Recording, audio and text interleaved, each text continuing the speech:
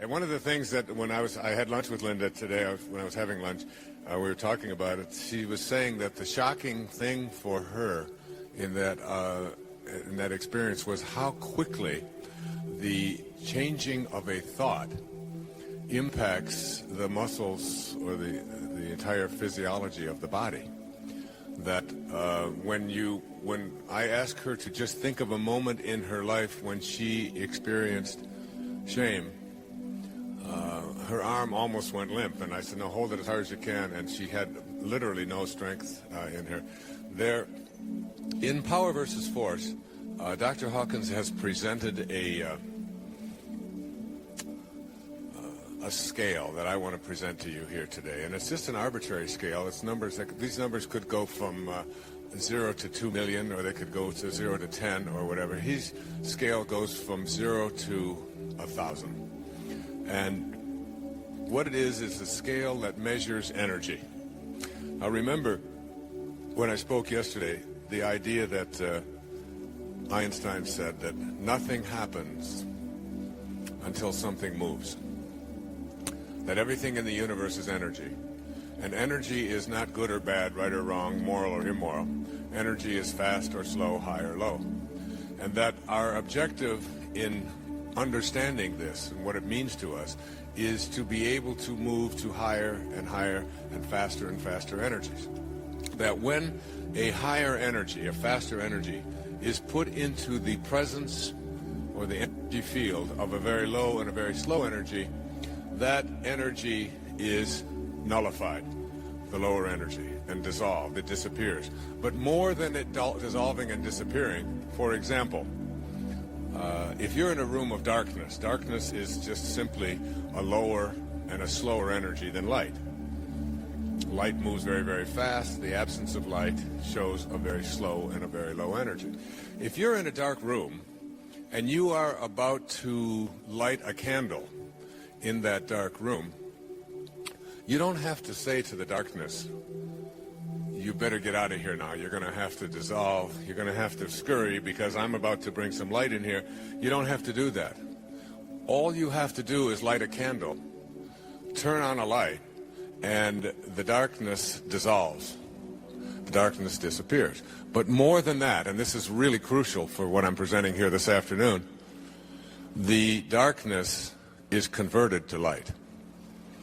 So that when you bring higher energy to the presence of lower and slower energy, energy that we call evil, energy that we call disease, energy that we call depression, you are not only sending the disease and the depression and the despair away, you are converting that very energy into the higher and the faster energy that is being brought to its presence. It's the same thing true of hatred. When you bring love to the presence of hatred, hatred not only dissolves, but it turns to love. When you bring higher energy, even in the field of medicine, we're discovering now with energy medicine that experimentation is being done now. Andy Weil, who I was just with the other day, suggests that the medicine of the future will be energy medicine, and that medical doctors will be in medical schools will be trained in energy medicine. It'll be the real upcoming area for investigation and for research. They're now doing experiments with lasers, which are very, very, very fast energies, and they're taking tumors that are present in what we call cancerous tumors and even non-cancerous tumors, but growths in the body, and they're bombarding the tumor and the surrounding tissue with these extremely high, fast energies. And they're discovering that not only do the tumors begin to dissolve and begin to be removed, but the energy that was in the tumor is now joining with the higher, faster laser energy, and it is being converted into something that we call healing or health. The implications for what I'm speaking about here are absolutely astonishing for everything in your life. And what I'm about to present to you in this little paradigm in the next few moments is something that could change your life. As I said to you, if you don't take anything else with you that you can purchase here today, be sure to commit yourself to reading Power versus Force. And his follow-up to it, if you're up to it, which I had some about here as well, It's called the eye of the eye. And in there he talks about how we can calibrate virtually everything in our lives. Every book of the Bible has been calibrated. All of the great songs have been calibrated. The calibration goes like this. Over here to my left is a calibration of 0. And as far as I can go on this stage, let's say up to the speaker, represents 1,000. The energy level of 1,000 to here. All right. Now, anything that goes up to number 200 on this scale that I'm just arbitrarily giving to you, let's say 200 is right here, represents something called force. And every thought and every emotion that you have that calibrates between 0 and 200 is a thought or an emotion that weakens you in one way or another and lowers the energy field. And those calibrations, those thoughts, I'll give you the number 20 is the lowest, and the thought is shame. And this, by the way, is a 29-year study that was conducted over almost his entire professional lifetime. This is a medical doctor and a PhD researcher as well. And in this 30 years, these kinesthesiological tests that I just briefly demonstrated with Linda up here yesterday are ways that we can determine, because as I was trying to point out to you, the body comes from something that we call truth, perfection. And it can only respond to truth. The moment that you introduce a lie into the body, the mind can fool, but the body, which is this perfect creation of God, only responds to that which is true. And so you can test virtually anything, even the lives of the greatest masters who ever walked among us, by asking questions of the body and watching how the body responds, forgetting about what the mind has to say about it. The body can only respond to truth. Number 20 is shame. At 30, we're moving up now. 30 is guilt. 50 is apathy, grief, fear, desire, anger, until we reach approximately 200. Now, every energy that is below 200 is an energy that when you have that thought, the thoughts of humiliation, of blame, of despair, of anxiety, of hatred, of scorn, any of these kinds of thoughts, these thoughts are in what he calls force. And whenever you use force as a way of communicating, a way of talking, a way of being, you create, the problem is that we create a counterforce. And that people who calibrate below 200 in their lives, and anyone can be calibrated at any time. Even photographs can be calibrated. The photograph on the cover of A Spiritual Solution to Every Problem calibrates around 580. And it was a picture that was taken in Assisi after just an astonishing miracle had happened in my life, which I'll share a little bit with you a little bit later. And we have seen experiments where they'll take a picture of a Mother Teresa, and they'll take a picture of a Charles Manson, and they will put those photographs in envelopes that the person holding them doesn't know who is in the envelope. And the picture of Charles Manson, who calibrates somewhere around 30 or 40, will make the person go weak, and they don't even know what picture that they're holding. You have to, it's almost like I said yesterday, you have to willingly suspend your disbelief. You have to do a somersault into the inconceivable and allow yourself to open up to the possibility that every thought that you have and every emotion that you have and every internal experience that you have has an impact not only on you, but as I'll demonstrate to you in a few moments, on everyone that you encounter in your life and everything that you encounter in your life and whatever energy field that you radiate to.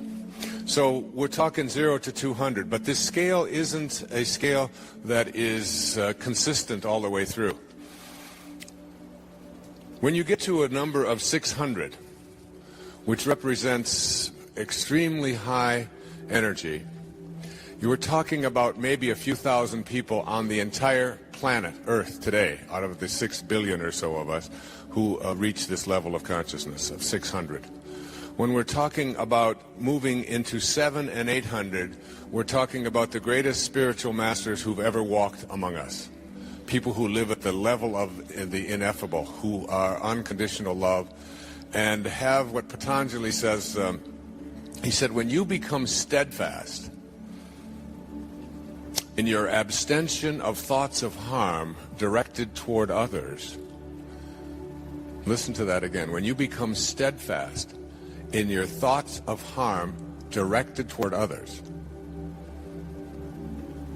all living creatures will cease to feel enmity in your presence.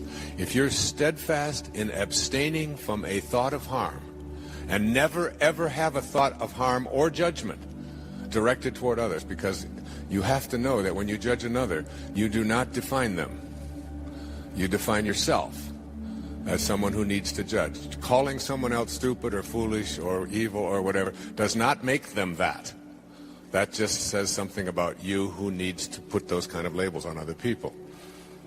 So that if you can become steadfast and become an individual who never, but never has a thought of harm directed toward others or judgment, which is almost impossible for all of us who live at these ego levels that we've been conditioned to live at. But if you can conceive of yourself as being someone like that, all living creatures will cease to feel enmity in your presence. St. Francis of Assisi is someone who calibrated in the 900s.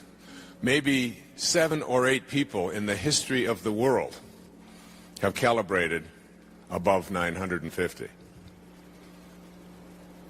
Francesco's, in fact, the city just to the north of us, about 40 miles, was named after this little man, St. Francis, who left his worldly belongings behind and just took out to save.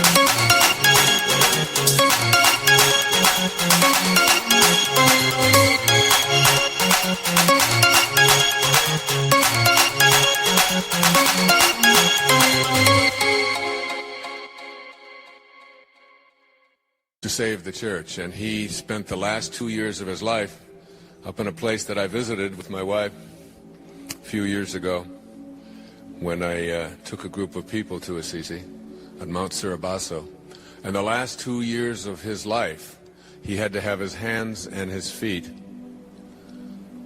and his side bound so that he didn't bleed to death. Such was the energy level of this being. Hawkins suggests that any person who calibrates at 600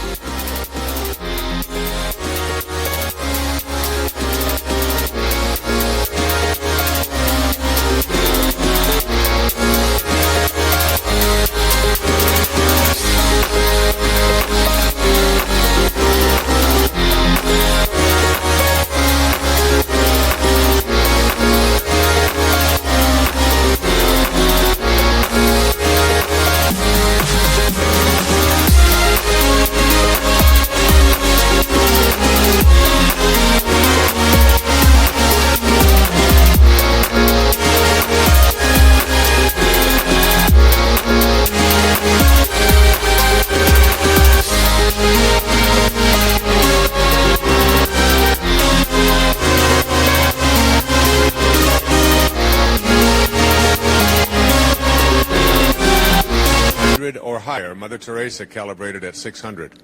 When Mother Teresa walked into a radio studio where I was on the radio that morning, everyone in the room felt her presence. She weighs about 90 pounds. It's about 4'10". And she radiated out a different kind of an energy. And he suggests in Power versus Force, with his academic and research background, that anyone who can raise their calibration level to the level of 600 or higher, everyone in that energy field is automatically healed. Disease cannot survive when you are around that kind of energy. They said of Jesus, his presence in the village and nothing more would raise the consciousness of those around him. He suggests that only one person in the history of humanity has ever reached this level of 1,000, and that was Jesus of Nazareth. And a few others in the 990s, 995 was Buddha.